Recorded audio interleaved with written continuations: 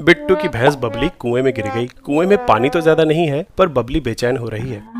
जल्दी बाहर निकालना होगा। ताऊ जी कुएं में उतरे और बबली पे रस्सी लपेट दी। दोनों ने मिलके दम लगाकर रस्सी खींची, पर बबली तो हिली भी नहीं। अब क्या करें? इतना भारी वजन तो पप्पू पहलवान ही उठा सकता है। पप्पू पहलवान को बुलाया गया, पर ये क्या, पप्पू भी भैंस के आगे फेल हो गया। तभी बिट्टू के टीचर वहाँ से गुजर रहे थे। बिट्टू ने आवाज लगाई, एमआर सर, जो काम मुझसे नहीं हो पाया इस दुबले पतले टीचर से कैसे होगा? अरे एमआर सर, दिमाग लगाते हैं, मेहनत तो आपको ही करनी पड़ेगी। एमआर सर ने सिचुएशन का जायजा लिया। पूरी भैंस का वजन एक पुल्ली पे डाल रहे हो, इसलिए ज्यादा दम लगाना पड़ रहा है, और कुएं की इस रोड पे भी ज्यादा लोड आ रहा है, ये भी टूट सकती है। बिट्टू, मेरे घर से एक और पुल्ली मांग लाओ। बिट्टू एक एक्स्ट्रा पुली ले आया। एमआर सर ने रस्सी को रॉड पे बांधने को बोला और इसे पुली से ऐसे जोड़ दिया। इस रस्सी में तो कुछ वजन जुड़ा ही नहीं है, भैंस को कैसे खींचेंगे? भैंस को इस दूसरी पुल्ली से ऊपर खींचना होगा और ये पुली इस सेटअप में यहाँ पे फिट हो जाएगी। लेकिन ऐसा करने से क्या फर्क पड़ेगा? जब रस्सी से कोई वजन उठाते हैं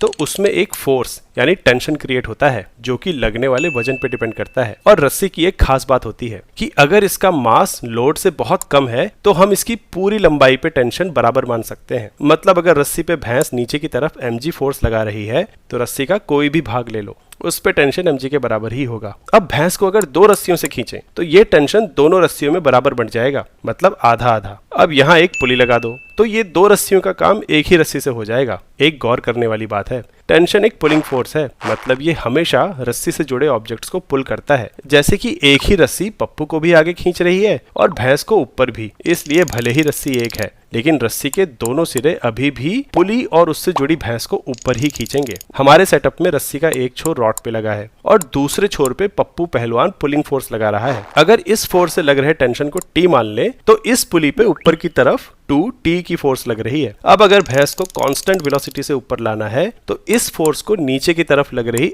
mg फोर्स के बराबर होना पड़ेगा। यहाँ से टेंशन की वैल्यू आ गई mg/2। ध्यान दें तो पहले वाले केस में एक ही रस्सी है, जिसमें mg के बराबर टेंशन पैदा करने के लिए पहलवान को mg मैग्नीट्यूड की ही फोर्स लगानी पड़ेगी। लेकिन दूसरे केस में पहलवान के खींचने वाली रस्सी और भैंस को उठाने वाली रस्सी अलग अलग है, और अब उसे नीचे वाली रस्सी में mg का टेंशन क्रिएट करने के लिए ऊपर वाली रस्सी पे mg/2 की ही फोर्स लगानी होगी। इतना दम तो है पप्पू पहलवान में। बबली बाहर आ गई। आज समझ आया कि अकल भैंस से बड़ी क्यों होती है।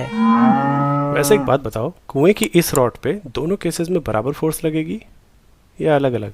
अगर जेई या नीट की तैयारी कर रहे हो तो फिजिक्स वाला के बैचेस चेकआउट करो, लिंक चैनल पेज पे है, और इस कूपन कोड को इस्तेमाल करोगे तो डिस्काउंट भी मिलेगा।